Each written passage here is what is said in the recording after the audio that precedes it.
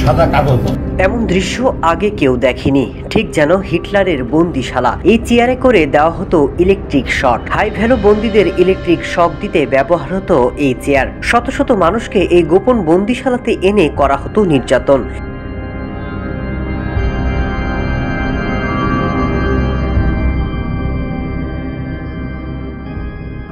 এমনকি নরেন্দ্র মোদীর সমালোচনা করায় আয়নাঘরে বন্দি করা হয় একজনকে।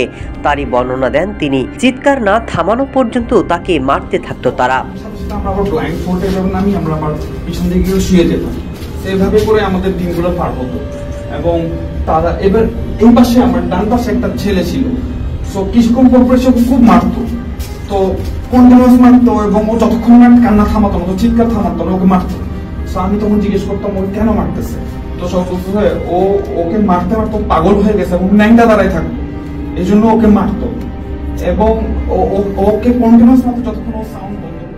এখানেই মায়ের সাথে 11 বছরের মেয়েকে রাখা হয়েছিল। তারই বর্ণনা দেন এই ভুক্তভোগী। আরেকটা মার্ডারও করছে, মানে ওরা আমাদের এলাকা হচ্ছে প্রভাবশালী, ওদের চোখে চোখে দিবে না, কেউ কথাও বলতে পারে না। ওরা এখন বাইরে আছে, ঘুরে বেড়াচ্ছে। হ্যাঁ, ওরা মার্ডারও করছে, আবার ঘুরে বেড়াচ্ছে।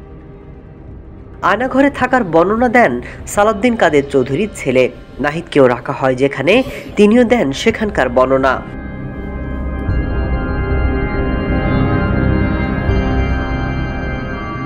ডক্টর মোহাম্মদ ইউনুস আয়নাঘর নামে পরিচিত যৌথ বাহিনীর বন্দিশালা পরিদর্শন করেছেন।